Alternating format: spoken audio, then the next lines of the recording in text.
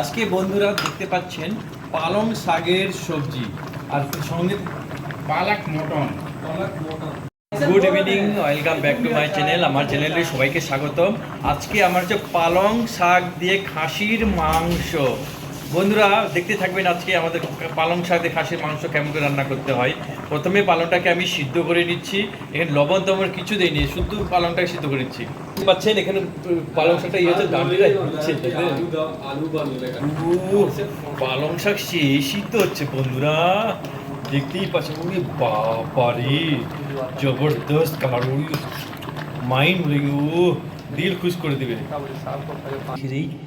মশলা কাটা হয়েছে, ধনিয়া পাতা, পেঁয়াজ, টমেটো, এখানে কাঁচা লঙ্কা, রসুন, আদা মিক্সারে মিক্স করে রেখে দেওয়া আছে। খাসির মাংস এখানে সিদ্ধ করছি আর ওখানে পালং শাক সিদ্ধ হচ্ছে।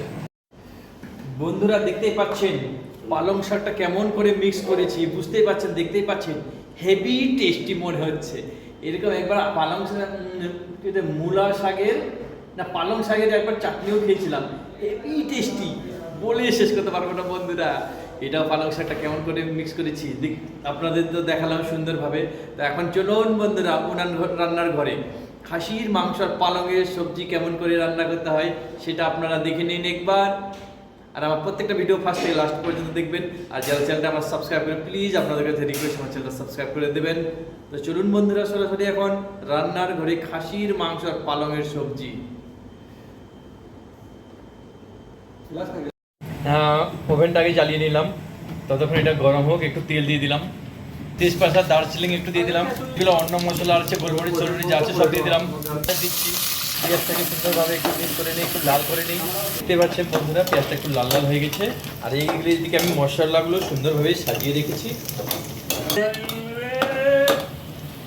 প্রথমে এটা হয়ে গেছে। আমি এখানে আদা, কাঁচা লঙ্কা, রসুন এরিয়েটা আমি টারবাইনে মিক্সারে ঘুরিয়ে মিক্স করে নিয়েছিলাম, ওটা দিলাম। সুন্দরভাবে এগুলো মিক্স করে নিচ্ছে একটু, যাতে পেঁয়াজটা না চলে যায়, মশলাটা সুন্দরভাবে দিয়ে লাল হয়ে যায় যেন। টমাটোটা দিয়ে দেয় এখানটাতে পুরোটাই। টমাটোটা দেওয়ার পরে একটু হালকাভাবে নাড়িয়ে চালিয়ে নিই। পরিমাণে একটু লবণ দিয়ে দিচ্ছি। এবার খাড়া লঙ্কা গুঁড়া দিয়ে দিলাম একটু।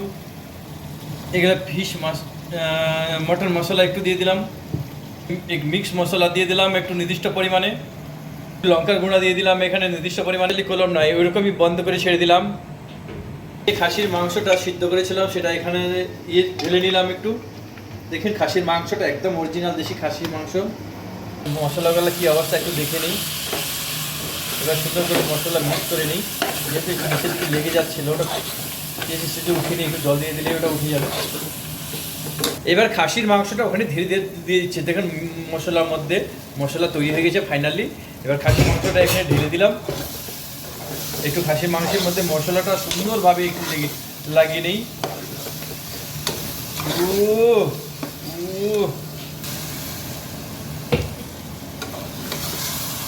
একটু নির্দিষ্ট পরিমাণ পালং শাকের জলটা দিয়ে দিলাম।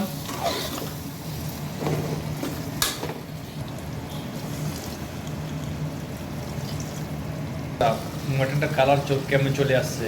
এবার ওখানে ধীরে ধীরে আমি পালক যেটা ইয়ে করেছিলাম মেশিনে ভেজে সেটা দিয়ে দিয়েছি। দেখুন ও লাভলি, ও লাভলি, ও লাভলি হয়েছে, লাভলি। ওরে বাবা সেই পালং আর মটনের সবজি আজ দেখতেই পাচ্ছেন বন্ধুরা। আজকে মটন পালকের সবজি। আজকে আমাদের সবজি হচ্ছে মটন পালক।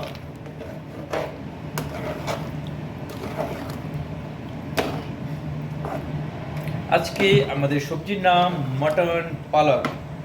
মটন খাইয়ে তো अंदर से দেখতেই পাচ্ছেন মটনে খাসির মাংস আর পালং, অরিজিনাল দেশি খাসির মাংস আর পালংয়ের সবজি।